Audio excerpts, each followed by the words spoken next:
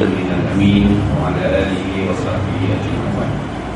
Kita mulakan kuliah Sunnah Maulid Rasul malam ini, kitab Al-Fatihah.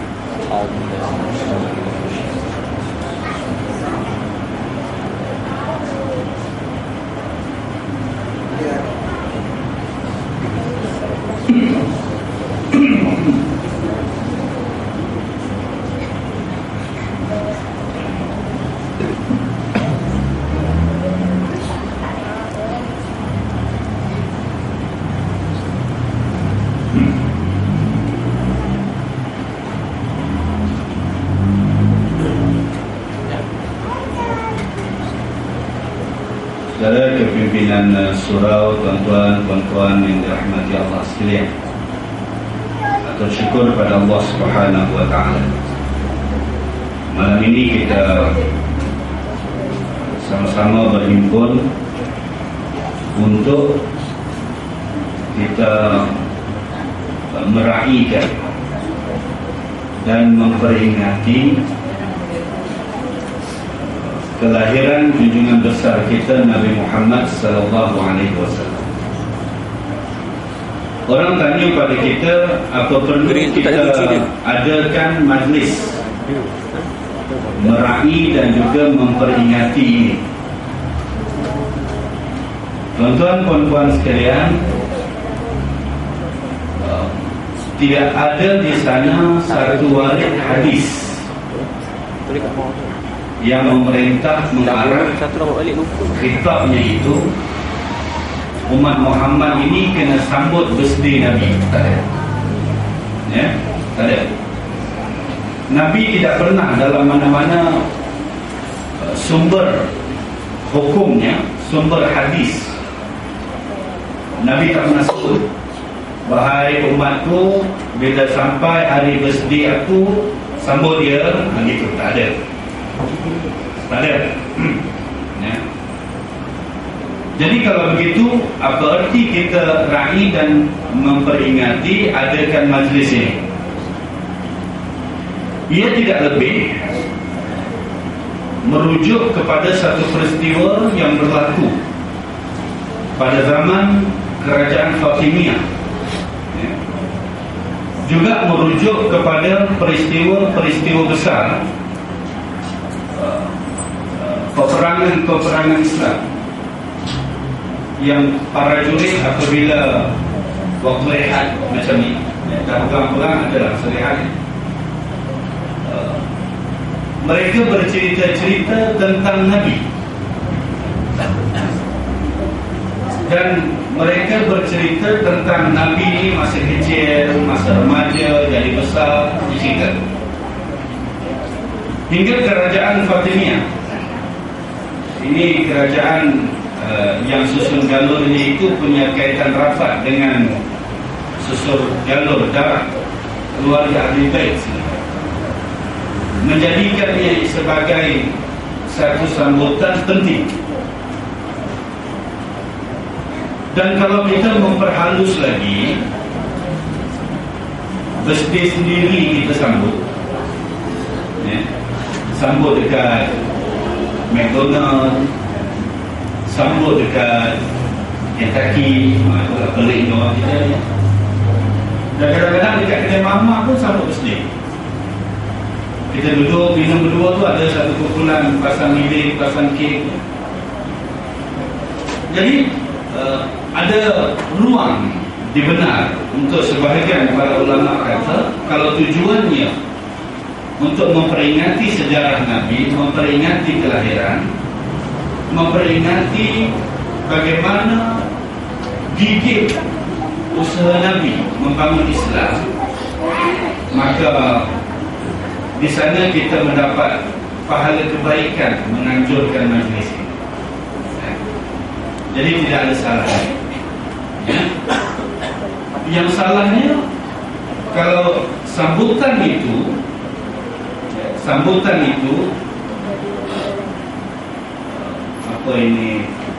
diurus tidak berdasar kepada apa yang Nabi kehendaki. yang Nabi kehendaki supaya umat dia merujuk hadis, maka kita merujuk. Ya, kalau tak jadi rujuk apa-apa, yang lain itu tak boleh. Tuan-tuan, kawan-kawan sekalian, kita nak menyambut sambutan Maulid Nabi malam ini. Saya akan memanfaatkan buku yang ada di depan saya. Ya. Saya bawa satu ilmu yang sedikit lainlah kalau kita nak memperingati junjungan besar ini. Kalau cerita mula Nabi lahir sampai Nabi wafat ni dia tak cukup lah setengah jam. Kalau lompat-lompat cerita ni, tengok wayang tak sedap lah. Tengok lompat-lompat cerita.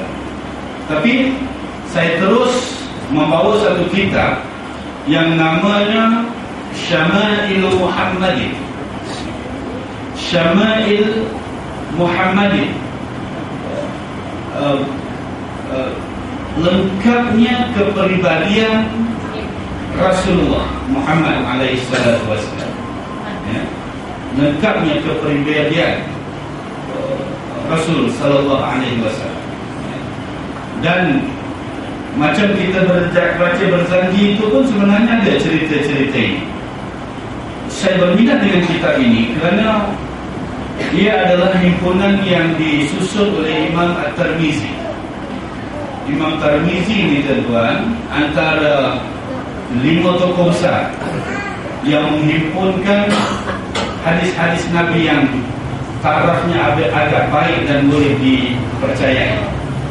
Ya, seumpama hadis yang dikumpulkan oleh Imam Bukhari, Muslim, Nasai, Ibnu Majah, ya, dan yang ada pada saya depan ini ialah Tirmizi. Tirmizi ini dia menghimpunkan kesempurnaan kepribadian Nabi sallallahu alaihi wasallam. Jadi bila saya baca kitab ini nanti, mudah-mudahan kita semakin mengenali lah. Mungkin tak dapat kita nak khatamkan kitab ini, tapi khatamnya ialah lepas ni tuan-tuan pergi kedai cari sendiri. Jadi saya jual buku, promosi buku. Saya baca pun yang teks Melayu ni, teks Melayu ni, cantik tulisannya, warna kuning ya. Seronok baca ni. Malam-malam kadang saya baca seorang-seorang baru tidur kan. Kadang-kadang baca depan anak baru tidur kan. Depan isi tak nak. Ini ustazah dia cerita kan. Tuan-tuan, baik. Saya nak mulakan dulu dengan apa yang difirmankan Allah, wa rafa'na laka dzikra. Ini satu ayat daripada surah yang penuhnya itu. Dia bermula dengan bunyinya inna, apa ya, alam nashrah. Baru kacau sedikit dah terfikir kok inna. Hebat anak murid kita. Daripada surah Al-Insyirah yang mulanya itu alam nashrah laka sadrak, itu di tengah-tengah ayat itu ada yang berbunyi wa rafa'na laka dzikra. Ini semua dah khatam muqaddam kan. Dah hafal muqaddam ni, hafal Quran dulu. Semua dah hafal, ada khatam muqaddam. Wa rafa'na laka dzikra ini artinya Allah menyebut kami angkat, wa rafa'na, kami angkat setinggi-tingginya untuk kamu wahai Muhammad sallallahu alaihi wasallam, akan nama kamu dzikra, agar dia menjadi sebutan umatmu dan sebutan manusia di muka bumi. Sebab itu nama Muhammad ini jadi sebutan umat Muhammad. Bila? Yang pertama kita bersyahadat kan, asyhadu an la ilaha illallah wa asyhadu anna Muhammadan Rasulullah. Itu yang pertama. Kita itu. Kedua, nama Muhammad ini disebut. Disebut di dalam Al-Quran, Muhammadun Rasulullah asyidda'u 'alal kuffar ruhama' bainahum. Jadi nama Muhammad yang kedua disebut di dalam Al-Quran. Satu disebut dalam syahadat, nama masuk Islam, kena syahadat.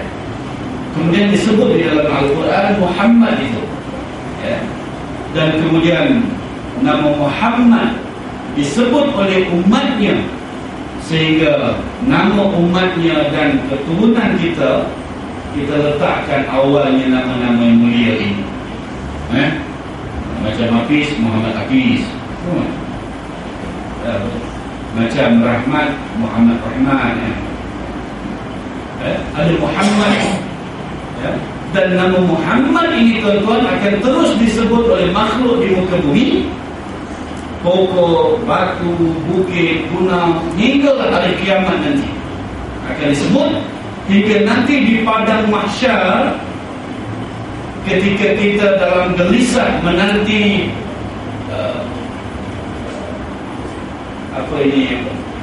menanti waktu untuk kita dinilai hukum, maka nama Muhammad disebut untuk memberi syafaat bagi menyegerakan perhitungan ketentuan kita di padang mahsyar.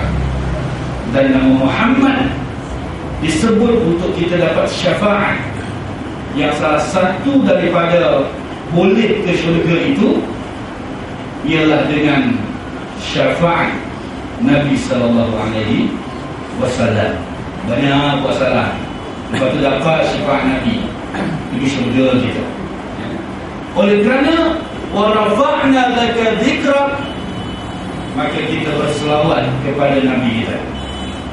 Selawat pada Nabi sekali, maka kita dapat 10 kebajikan. Macam kita baca Quran, satu huruf dapat berapa? 10 kebajikan. Bahasa mudah kita 10 pahala gitu. Dan sekali selawat kepada Nabi, maka kita mendapat 10 kebajikan. Artinya kita mendapat 10 pahala gitu.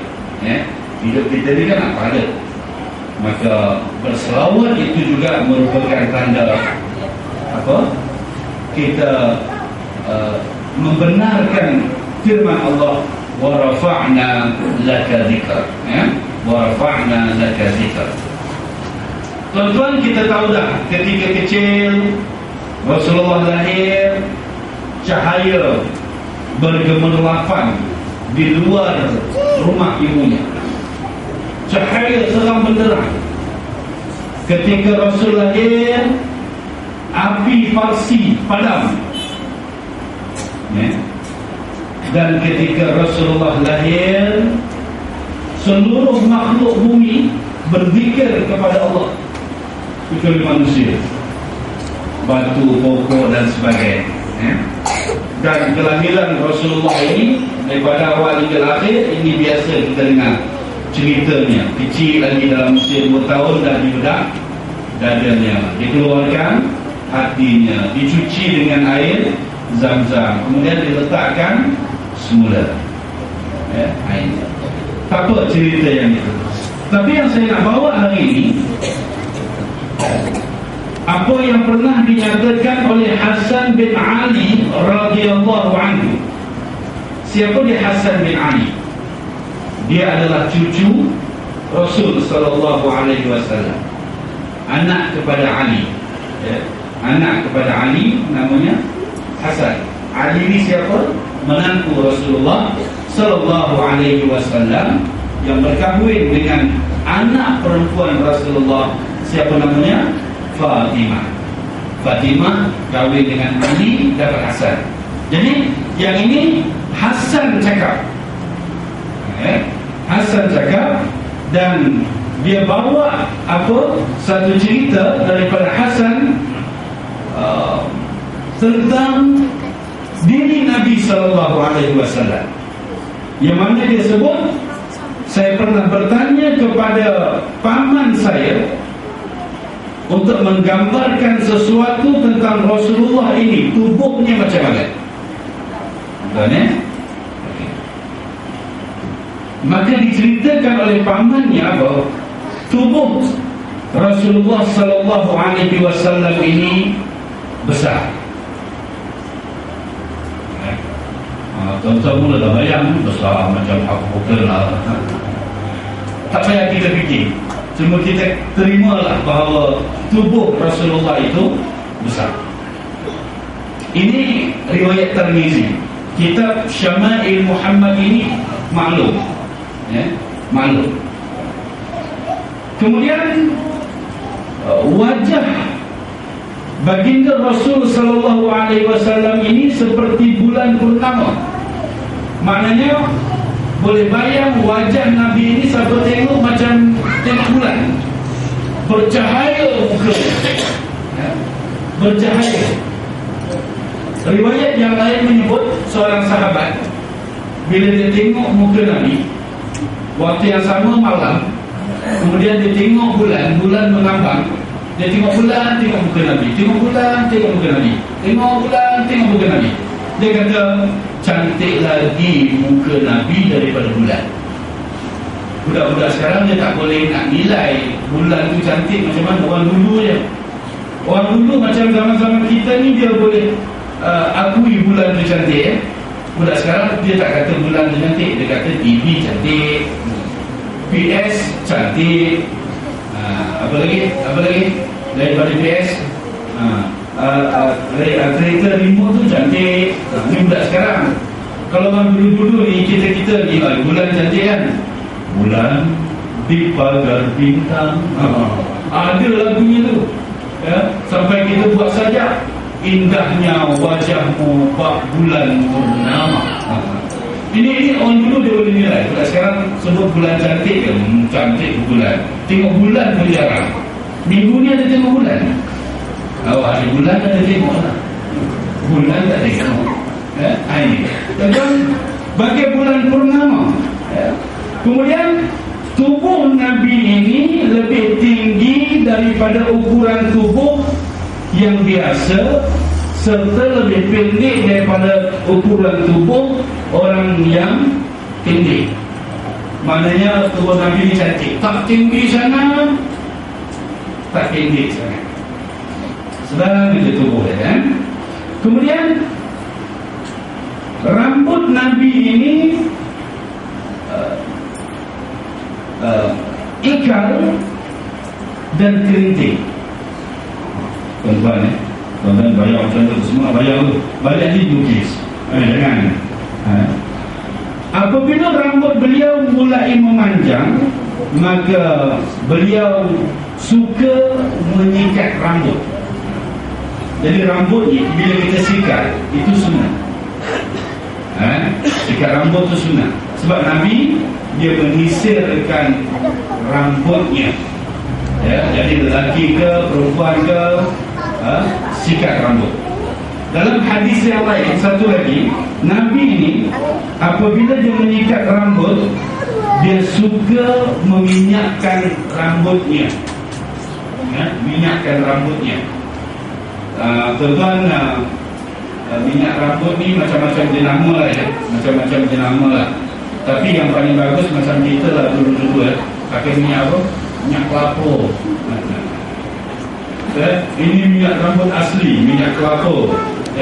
Nak pergi sekolah aja, pergi dekat kuali tu bekas minyak apa? Goreng ikan masin tu. Celup-celup entah minyak kelapa. Gitulah. Bekas minyak kelapa. Tuan-tuan, Nabi ketika menyikat rambutnya, mengisir rambutnya, dia suka letak minyak. Tapi saya syorkan minyak yang baru-baru ni nak pakai, saya tak halang lah. Bell cream. Kau pakai minyak apa? Tak pernah pakai. Lencur. Apa-apa lah. Tak apalah, asalkan halal. Asalkan halal. Ada orang suka pakai minyak zaitun, ada seorang pakai bell cream, ada seorang pakai daichu, ada seorang pakai minyak rambut Honda, yang minyak rambut tu. Nah, ada orang pakai yang Petronas punya tu pun boleh lah. Jadi sebenarnya bila menyisir rambut tak letak minyak, Itu bukan cara Nabi. Sikit merah bagi kemas, gitu ya. Baik. Kemudian rambut Nabi ini tidak pernah melebihi bahagian daun telinganya. Ini daun telinga. Rambut Nabi dia tak pernah lebih daripada daun telinga ni. Tapi kalau nak lebih, pakailah. Tapi kalau nak ikut Nabi, dia tak lebih. Mana cara kita ni kesunahan? Saya boleh. Lebih sikit dia. Okey lah tu. Orang tanya, habis perempuan? Potong lah. Taklah begitu taklah begitu. Perempuan kalau suaminya suka rambut yang bergerbang-gerbang macam Pontianak tu, apa pakai? Aku tak suka lah kau pendek-pendek gerbang-gerbang sikit. Yang ni kita menyebut Nabi, rambutnya itu tidak melebihi daripada cuping telinga. Itu Nabi. Baik. Kulit baginda cerah putih kemerah-merahan. Cantik. Dah lah putih, cerah kemerah-merahan. Saya bukan hitam tuan-tuan, kurang cerah. Bukan hitam ni, kurang cerah. Siapa kata hitam? Kau beda. Kita sama, kurang cerah. Saya ke Sudan, saya rasa saya orang paling putih kat sana. Bangga saya. Turun dia, semua orang Sudan tengok saya. Minat Sudan pun tengok. Allah, putihnya orang ni. Aku balik Malaysia, aku paling kurang cerah daripada orang lain. Tak apa, Alhamdulillah, Allah beri. Saya bukan hitam, kurang cerah. Bayangkan turun Nabi ni tuan-tuan, kulit beliau cerah, putih kemerah-merahan. Dahi beliau lebar.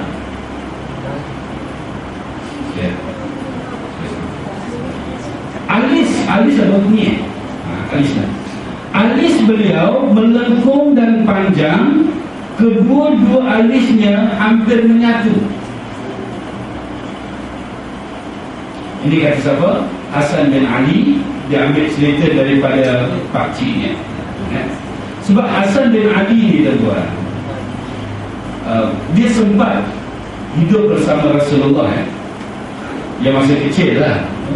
Tapi dia tak sempat mengenal tubuh atuknya ni macam mana. Maka dia tanyalah. Kalau zaman kita sekarang senang, anak saya dia nak kenal tubuh atuk dia, saya pergilah rumah adik-beradik saya, ni atuk kan. Nampak tak ni? Nampak. Ini tak boleh, yang ni tak boleh. Terpaksa bawa cerita. Dulu mana ada gambar-gambar macam tu. Terpaksa dulu dicerita. Tuan-tuan. Kemudian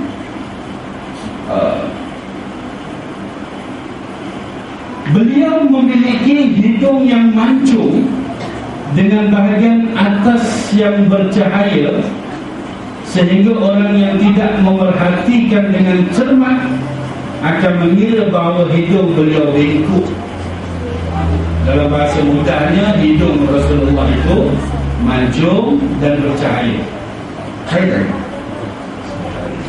macam mana cahaya ini kurang cerah. Rasulullah putih kemerah-merahan. Itu hidung Rasulullah mancung. Kemudian janggut Rasulullah lebat. Alamak, kita ni tak boleh janggut. Saya cuba bela, dia keluar dia macam dia pacak sana, pacak sini. Sebab kita yang saya payah nak bela janggut tu, dia keluar. Tapi ni ustaz ni bagus, janggut dia wah lebat kan. Sunnah mengatakan kalau nak bela janggut segenggam. Dia kalau sikit dia tu namanya janggut kobra. Atau janggut kobra, janggut orang bisnes. Macam kita pergi Saudi tu kan nampak orang Saudi janggut kecil-kecil kan, itu janggut orang bisnes. Orang bisnes mana janggut banyak-banyak, dia sikit je. Dia kena lebat ni tu kan. Kalau saya bela lebat macam tu, cakap kat sini pun tak boleh macam ni. saya kena serius. Puan-puan dan puan-puan sekalian, janggut Rasulullah itu lebat. Semua budaya kita tidak sangatlah janggut ini. Tapi kalau tak bela, tak ada, bukanlah haram ya. Baik. Mulut beliau lebar dan dada beliau tegak, dada tegak. Ya. Dan ada yang menarik ni, nak bagi tahu, dada baginda, ini yang kat sini disebut, dada baginda dengan perutnya rata. Aduh, yang inilah kita kalah ni. Kalau orang perempuan perutnya lebih besar daripada dada itu biasa. Itu 2 bulan, 4 bulan, 6 bulan. Tetapi lelaki ni tuan-tuan, kalau nak ikut yang sunnah Nabi ni, kita dapati bahawa dada dan perut baginda rata. Itu maknanya apa? Itu maknanya apa? Rasulullah tak buncit. Macam saya kan? Perasan. Fish, cuba bangun.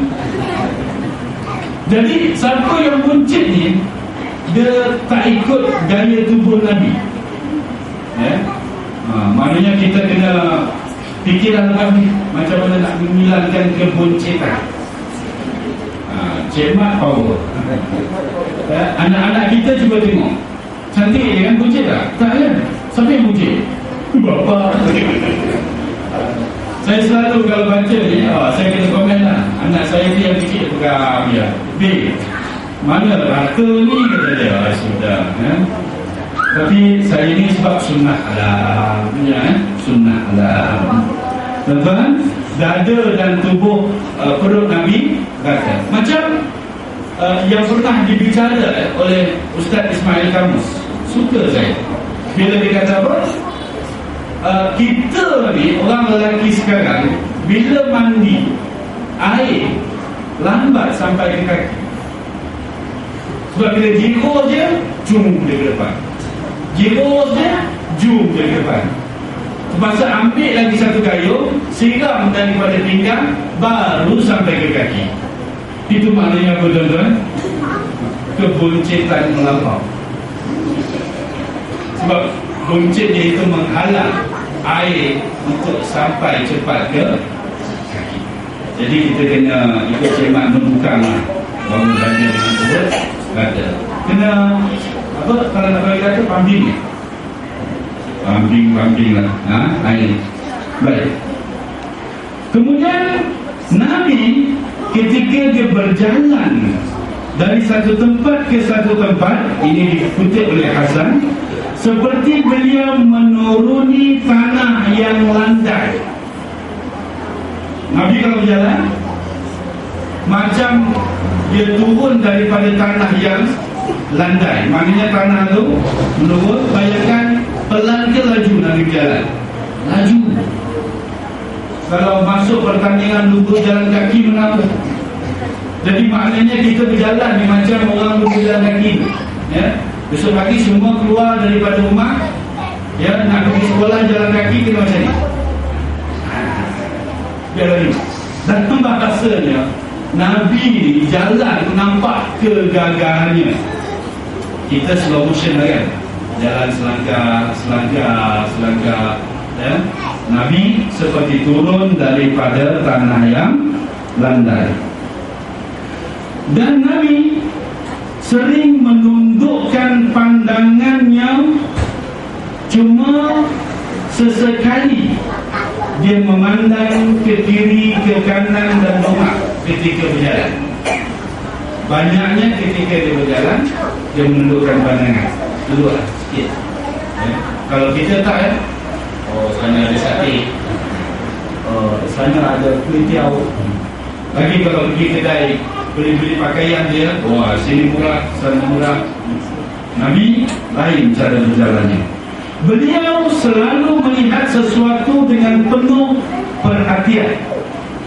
Kalau tengok sesuatu, dia tengok. Itu Nabi SAW. Dan ketika berjalan bersama sahabat, beliau selalu membiarkan sahabat di depan, dan setiap kali bertemu dengan seseorang, baginda selalu mendahulukan salam daripada orang lain. Ya? Ini Nabi SAW. Tuan-tuan, kita tengok yang lain. Mata Rasulullah SAW itu putih kemerah-merahan. Mata Rasul SAW itu dalam keadaan putih kemerah-merahan. Kita tengok sedikit lagi.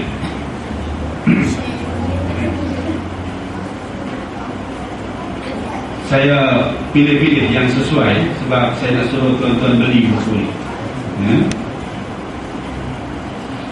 Satu lagi yang boleh kita kenali Rasulullah SAW ini, tuan-tuan. Nabi SAW dalam hadis yang diriwayatkan oleh Tirmizi, baginda sering, bila guna perkataan sering ni, dalam bahasa Arab ini dia guna perkataan yukfiru. Yukfiru ni banyaklah daripada tidak.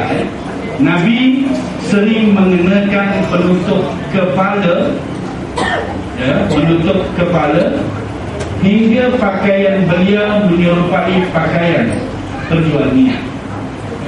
Zaman itu penjual minyak ni tutup kepala dia. Tapi hari ini kita dah memudahkan lah, pakai songkok, itulah, hanya dipermudahkan. Tutup kepala juga pakai serban, tutup kepala juga macam orang Saudi itu dia pakai. Betul, orang Bengali pun tutup kepala. Dan ini antara diri Rasul SAW. Cuba kita tengok satu lagi, bahawa Nabi SAW, contohnya, apabila baginda tidur, ini Rasulullah dia tidur di masjid. Melihat Rasulullah SAW tidur di masjid dalam keadaan terlentang, dan baginda meletakkan salah satu kaki beliau di atas kaki yang lain. Boleh bayang? Boleh bayang? Jadi kalau kita tidur kat masjid tu, jangan macam tidur kat rumah, terbongkar gitu kan, bongkar gitu. Jadi kalau baring seketika dekat masjid, dekat surau, ikut sunnahnya ialah baring dengan dua kakinya bersilah. Begitu, nampak tertibnya, kepala terkangkar gitu kan. Tibalah kat masjid, aku terkangkar. Itu. Apa ini? Satu lagi yang diriwayatkan oleh Qailah, Rasulullah SAW ketika di dalam masjid, beliau duduk dengan lutut diangkat menempelkan perut. Kata Qailah, ketika saya melihat Rasul duduk dengan sangat khusyuk, Rasulullah dia akan pegang dua pahanya, kemudian berfikir sesuatu. Kalau macam budaya kita bersila, ini kalau ada masjid salah satunya. Sebab itu saya pun dulu hairan, kenapa dekat Arab ini, masjid-masjid Arab-Arab dia suka duduk begitu, duduk macam cuba sama bagilah masjid. Arab suka. Saya tanya, kenapa buat begitu? Sunnah. Jadi bersila macam ni sunnah, kemudian duduk begini juga dengan kuliah sunnah. Cuma orang kita tak beradab lah kan. Tetapi itulah Rasulullah ketika di masjid. Kemudian kita lihat pula bagaimana Rasulullah SAW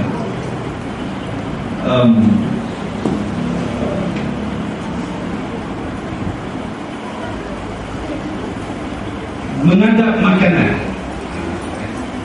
Macam mana Rasulullah mengadap makanan? Kalau riwayat daripada Ka'ab bin Malik yang diriwayatkan oleh Tirmizi ini, Nabi SAW apabila telah selesai makan, yal'abu asabi'ahu, menjilat jari-jarinya sebanyak 3 kali. Ya. Lepas makan tu jilat jari, ya, sebanyak 3 kali. Saya tak nak bincang lah apa ada dekat jari-jari ni kok dijilat. Ya, kan? Tapi cukuplah kalau Rasulullah dalam amalan makan selesai itu dia jilat jarinya. Ini riwayat Ka'ab bin Malik ini, maka kita jilatlah jari kita. Ya. Tapi lepas tu tak payah basuh tangan, bersih. Saya tak tahu lepas ni kita makan kat sini ke buat balik. Kalau makan kat sini kita nak tengok berapa orang jilat jari, berapa orang jilat. Ya. Kawan saya kata, habis kalau kita makan dengan sudu, jilat apa Ustaz? Kan sekarang zaman orang makan pakai sudu kan. Kalau dah habis makan pakai sudu, kita jilat apa? Saya kata, jilatlah sudu tu. Ini masalah orang pandai sangat. Ya. Kalau dah tahu sunnah Nabi itu selepas makan dia jilat jari, artinya Nabi makan pakai apa? Pakai jari. Ya. Dan artinya Nabi amat suka kalau makan itu pakai jari. Tetapi taklah menghalang sudu. Cuma tak adalah sumbernya kalau pakai sudu maka jilat sudu, tak adalah. Maka sudu ganti pada jari, sudu itu jilat. Sudu tak ada ya. Jadi banyakkan kita bila makan pakai tangan, pakai tangan, pakai jari, tangan macam tu lah ya. Pakai jari dan kita jilat jari-jari kita. Ya. Kemudian Rasulullah ini apabila dia makan, riwayat Abu Juhaifah ini juga daripada Tirmizi, ana fala akulu muttaki'an. Muttaki'an itu ni yang payah ni aku buat ni. Lepas ni kita sama-sama dengan buat Nabi kata saya tidak makan sambil bersandar. Ya? Nabi kalau makan dia bukan makan sambil bersandar. Macam kita boleh makan cari tiang kan. Cari tiang kita macam ni. Sama tengok Gusti, tengok bola. Malam ni Selangor lawan Singapura. Malam ni Selangor lawan Selangor lawan Singapura. Confirm lah tak tengok malam ni. Malam ni Singapura lawan Selangor. Tak ada berdaya sama. Sama menyangka Rasulullah makan tak macam tu. Orang tanya saya, habis makan dekat kursi tu macam mana? Menang ke tidak? Maka bila kita makan atas kursi, kita sandarkan badan kita dekat kursi itu, itu tak ikut cara Nabi. Jadi bila makan dekat kursi, boleh tak? Boleh, tapi jangan sandarkan belakang tu pada tiang kursi. Ya, duduk sikit ke depan. Ya. Kemudian ketika makan, Nabi memilih makanan yang paling dekat dengannya. Ya. Bila Nabi dihidangkan makanan, kat sini ada petai, kat sini ada tempe goreng, ya. Kat depan itu ada sambal belacan. Yang kat depan sana tu ada kambing bakar. Yang ujung sana tu ayam bakar. Ujung sikit tadi sop ekor, yang ujung sana tu, yang depan-depan tu petai. Ambil petai dulu. Ambil sambal dulu. Ya. Dia tak boleh gitu. Tak boleh. Ya. Ketika makan, sunnah Nabi ketika makan dia akan mengambil makanan yang paling hampir dengan ya. Tapi kalau pergi kedai makan, tuan-tuan boleh buat. Ya. Pergi kedai makan, berdiri, ambil, nampak sana. Pergi satu, nampak sini. Lalas ambil penuh. Itu masalah dia. Tak apa. Jadi bila kita makan akan meja bersama keluarga, itu sunnah tuan-tuan. Ya. Kalau dah kami makannya jauh kat sana, sabar aja. Ikut rezeki, sampai tak sampai sudah.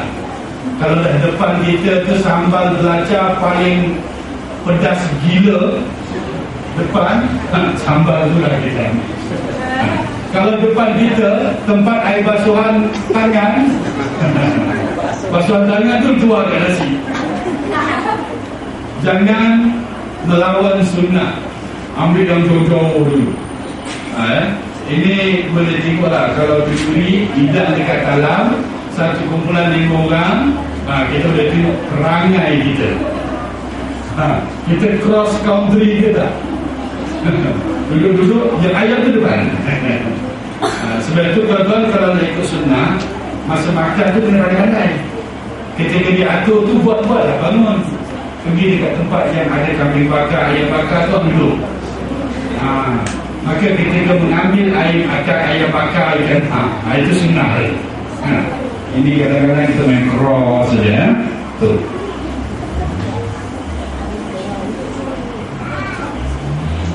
Makanan yang paling Nabi suka kurma. La ilaha illallah. Kita jumpa kurma bila? Tuan-tuan habiskan duit beli kurma masa bulan Ramadan. Saya tengok tauke kurma ni semua di bulan Ramadan.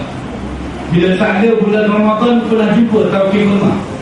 Tak tahu kat mana dia. Saya ingat dia masak kat rumah. Sebab aku jual tak ada orang beli. Masalah kerana kita ni dalam bab makanan tak macam Nabi. Nabi suka kurma. Ya, saya tak perlu cerita kebaikan kehebatan kurma tu, tuan-tuan ya. Tapi selok kurma tu ada sentiasalah dalam bekalan kita. Letak kat rumah.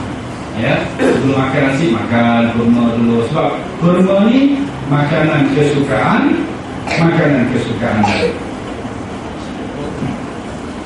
Baik. Ini satu lagi. Bab makan juga. Keluarga Rasulullah tidak pernah memakan roti gandum hingga kenyang selama 2 hari berturut-turut sampai beliau wafat.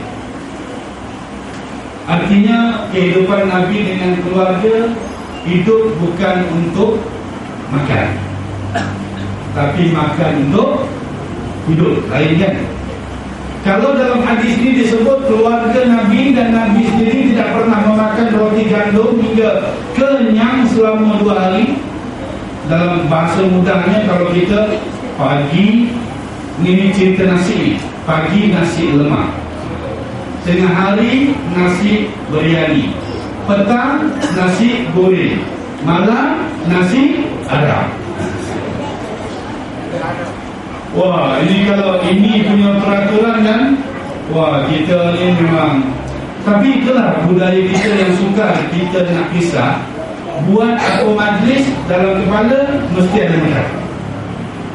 Tapi bukan bermakna nanti jangan ambil makanan kita. Yang ini sebenarnya sekali dia boleh terima kan. Dalam kuliah-kuliah kita memang saya tak benarkan ada makanan. Ya, tak payah ada makanan. Tapi malam ni special. Ya, apa ini ada makanan. Maknanya 2 bulan sekali ya. Tapi kalau hari-hari saya pun tak berapa sepenuh. Tak payah. Kita dengar kuliah ni balik. Dengar kuliah ni balik. Nak tunjukkan bahawa kita bukan nak makan, nak dengar kuliah. Tapi malam ni tak apa, sekali-sekali. Artinya keluarga Nabi ini makan itu untuk, bukan hidup itu untuk makan. Kita memang hidup itu untuk makan. Pagi celik saja, biasanya ke mana? Ke dapur. Pukul 9 je biasa ke mana? Ke dalam dia. Tengah harinya kita ke mana? Cek warung. Oh, makan. Ya. Ini, itu hidup Rasul sallallahu alaihi wasallam. Tuan-tuan, saya ke depan sedikit untuk kita melihat pula yang diriwayatkan oleh Abdullah bin Haris bin Jaza' juga daripada Tirmizi. Saya tidak pernah melihat seorang yang banyak senyumnya selain Rasulullah. Rasulullah ni suka senyum. Cuba senyum. Boleh ke? Senyum. Sedap sikit saya cakap, ini boleh berhenti 11.30 tadi. Senyum kan? Alamak Ustaz, selalu Singapura Ustaz. Apa? Main tak? Tak main lah. Hati dah risau je. Inilah ya.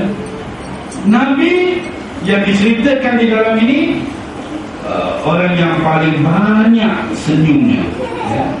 Dan satu lagi riwayat daripada Abdullah bin Haris, ketawa Nabi itu hanyalah senyuman. Cuba ketawa kita, wah. Orang tanya saya, itu ketawa macam apa tu Ustaz?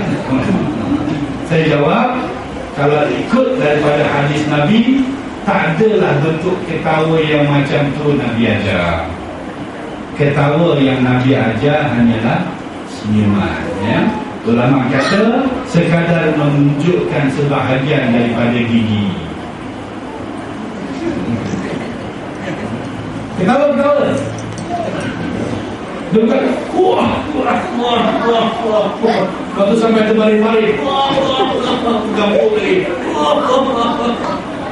Ini ketawa yang tak ada sumber lah.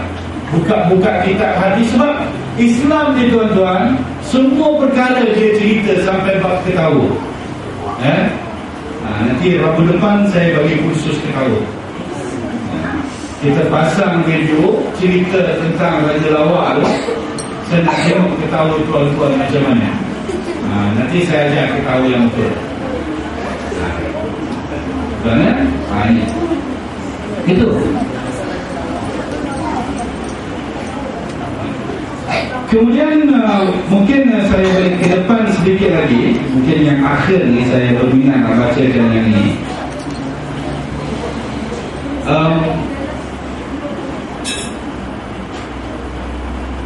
Bagaimana Rasulullah membaca Fatihah? Tuan, kita baca Fatihah, tahu Fatihah? Bismillahirrahmanirrahim, alhamdulillahirabbil alamin, ya. So kita nak tahu macam mana Rasulullah membaca Fatihah. Ini riwayat Ummu Salamah. Siapa dia Ummu Salamah? Isteri Nabi, betul ya? Ummu Salamah ni bini Nabi. Siapa nak tahu perangai saya? Tanya siapa? Tanya mak saya. Dia tak tahu, dia tahu masa saya kecil-kecil. Sekarang dah. Yang tahu rahsia saya, isteri saya. Jadi kalau dia mengajar tuan-tuan, dia pesan tadi nak bagi tahu besok ada kelas, jangan penting. Nak tahu rahsia saya, tanya, Ustaz kalau tidur mulutnya terbuka ke tutup? Tak apa, dia tahu. Tapi saya dah bagi tahu kat dia, jangan cerita yang buruk-buruk, yang baik-baik je. Ustaz kalau tidur dia senyum. Tengok riwayat daripada Ummu Salamah. Sebab Ummu Salamah ni isteri Nabi, dia tahu banyak cerita tentang Nabi. Salah satu yang diceritakan Rasulullah sallallahu alaihi wasallam, beliau membaca dalam surah Fatihah tu alhamdulillahirabbil alamin, dia berhenti. Kemudian Ar-Rahmanir-Rahim, dia berhenti. Lepas tu Maliki Yaumiddin, dia berhenti. Riwayat Tirmizi. Jadi Rasulullah dalam melayan surah Fatihah, dia baca satu ayat berhenti, satu ayat berhenti, satu ayat berhenti. Tuan-tuan ya? Apa jadi imam macam tu? Tapi nak beritahu bahawa ini Ummu Salamah di rumah, dan ketika itu Rasulullah mengamalkan solat sunat bersendirian. Tapi bila berjemaah itu, tengok belakang jemaah. Kalau orangnya macam Hafiz, kita baca macam tu surahnya banyak-banyak. Tapi kalau orangnya macam saya, tolong hargai usia saya. 45 tahun ni tuan-tuan, berdiri lama tak boleh, sakit pinggang. Betul. Ya, berdiri lama je sakit pinggang. Ni kalau berjemaah kita tengok. Tetapi kalau nak ikut betul-betul cara Nabi membaca Fatihah, Nabi bila dia membaca Fatihah, dia akan baca satu-satu. Saya terbaca dalam riwayat yang lain, tuan-tuan, Rasulullah kalau bersembahyang sendirian, ketika baca surah, dia baca satu ayat, dia akan diam. Contohlah ya, Alhamdulillahirabbil alamin. Berhenti tu fikir. Apa dia? Alhamdulillahirrabbilalamin. Selagi tak masuk ke dalam Alhamdulillahirrabbilalamin, rasakan. Bila solat, jangan jadi imam makmum ramai Alhamdulillahirrabbilalamin, tak masuk. Alhamdulillahirrabbilalamin. Janganlah masa jadi imam itu tapi ketika bersendirian seorang baca surah itu pun boleh untuk bawa masuk ayat-ayat yang dibaca di ke dalam. Qul huwallahu ahad, Qul huwallahu ahad, Qul huwallahu ahad, Allahus samad. Seorang-seorang jangan jadi imam macam tu. Imam tak boleh lah, tenang kita kekuatan. Dan banyak lagi tuan-tuan sebenarnya cerita di dalam kitab ini, riwayat daripada Tirmizi. Yang saya ceritakan hanyalah sebahagian daripadanya. Ada di dalamnya cerita-cerita tentang kekeluargaan, macam mana ya Rasulullah melayani isteri, melayani anak, melayani cucu. Tetapi satu yang tidak pernah Rasulullah tinggal, mendoakan kebaikan untuk umatnya. Jadi bila sembahyang seorang-seorang baca doa tu, ikutlah amalan sunnah Rasul. Ya, kita bacalah yang na. Ya, jangan nak sendiri je. Tapi bila sampai Rabbana hablana min azwajina, na pula. Bila azwajina tu na ya ustazah, ta'rifina zawj azwajina. Tapi bila yang lain-lain baca sendiri, Allahumma firli zunubi wali ayya. Baik kalau baca doa walaupun sembahyang seorang, kita minta rahmat, Allahumma fir lana. Jadi kita dapat, orang Islam yang lain pun dapat. Allahumma arhamna, kita dapat, orang lain dapat. Allahumma Allahumma rzuqna rizqan halala, rezeki kita dapat, orang lain pun dapat. Jangan kita ikut berdoa, aku nak aku seorang je lah. Ya Allah bagi aku je, cik mak jangan lagi. Ya Allah ya Tuhan ku banyakkanlah rezeki aku, jangan kat cik mak, aku je. Jadi tak boleh lah macam tu. Kita doa untuk kita dan untuk orang. Bila kita dapat, orang lain tak dapat, kita bagi orang. Bila orang lain dapat, kita tak dapat, orang bagi kita. Jadi amalkan doa Nabi, berdoa untuk umatnya, maka kita sepatutnya juga berdoa untuk keluarga dan teman-teman kita. Tuan-tuan, mudah-mudahan ada kebaikan pertemuan pada malam ini. InsyaAllah minggu depan kita jumpa kuliah yang sama. InsyaAllah kalau masa kedua sempat kita tengok lagi. Ya, saya doakan selama kalah. Ya, mudah tuan-tuan ya. Kita ada masa hidup kita untuk urusan akhirat kita, tolong bahagi dengan baik. Ada masa kita untuk kita urus urusan dunia kita. Masa kita sembahyang, kita sembahyang. Masa kita tengok bola, sembahyang betul-betul. Tengok bola betul-betul. Ada orang tengok bola main-main. Gol je. Gol. Tengok betul-betul. Ya, sebab bila buat benda betul-betul, maka dia datang kenikmatan. Jadi bila sembahyang tu tuan-tuan, macamlah tengok bola. Ada kau berkedip tengok bola tu, dia tengah apa? Tengok tu bola dia bola membawa Ahmad dia tenang oleh bola pula berjalan. Oh, bola dipegang oleh referee pula melepaskan bola. Tengok fokus. Jadi tengok bola, tengok betul-betul.